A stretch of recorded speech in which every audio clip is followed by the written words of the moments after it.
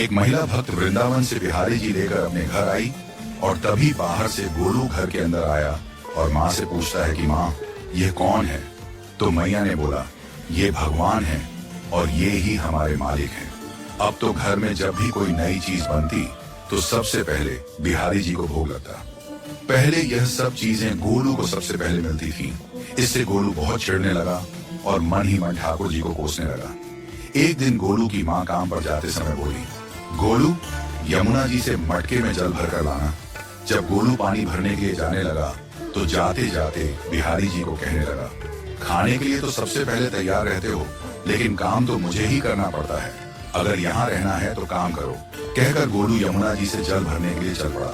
गोलू जब यमुना जी में जल भरने लगा तो उसने देखा कि यमुना जी के अंदर बिहारी जी विराजमान है और कह रहे हैं, ला गोलू घड़ा हम भर देते हैं। गोलू उनको देखकर हैरान हो गया और बोला, नहीं नहीं, मैं अपने आप भर लूंगा।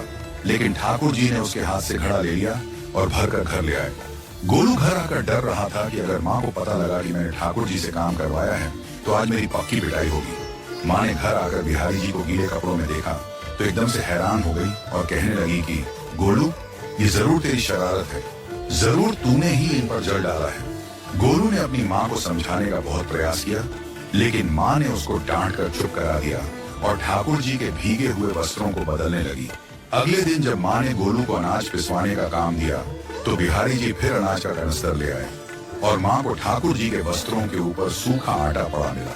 तो माँ ने फिर गोलू को डांटा कि तुझे पता नहीं कि ये हमारे भगवान हैं और तू भगवान के साथ शरारत करता है। आज तूने फिर इनके ऊपर आटा फेंका है। तो गोलू शपथ लेकर कहने लगा, नहीं माँ, मैंने कोई शरारत नहीं करी है। ये तो मेरे हाथ से गेहूं का कनस्तर लेकर खुद पिसवा कर आए हैं। गोलू की माँ आज बहुत गुस्सा हुई।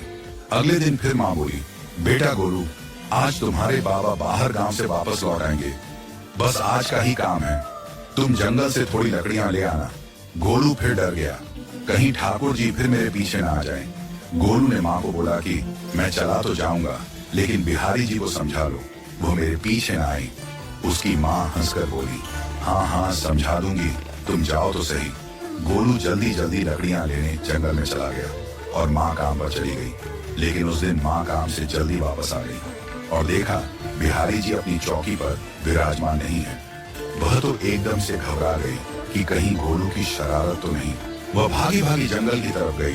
तभी उसने देखा कि गोलू के साथ एक इंसान लकड़ियों को लेकर घर आ रहा है। गोलू की माँ यह देखकर हैरान हो गई कि ये तो बिहारी जी हैं। ये क्या हमारे भगवान हमारा काम कर रहे हैं? इसका अर्थ गोलू ठीक कह रहा था। वह जल्दी जल्दी भागकर ठाकुर जी के पास गई और लकड़ियां उनके हाथ से लेते हुए उनके चरणों में गिरकर रोती हुई बोली, हे बिहारी जी, ये आप क्या कर रहे हो?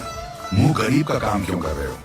ठाकुर जी मुस्कुराते हुए बोले, हमें तो तेरे बेटे पर बहुत प्यार आता है। सब लोग हमें भगवान समझते हैं, लेकिन एक तेरा बेटा ही था जो हमको अपना मानता था। अपना मानकर वो हमें डांट भी देता था, हमारे साथ गुस्सा भी करता था, और जो हमें एक बार अपना मान लेता है तो हम उसके मान के लिए उसके ही हो जाते हैं।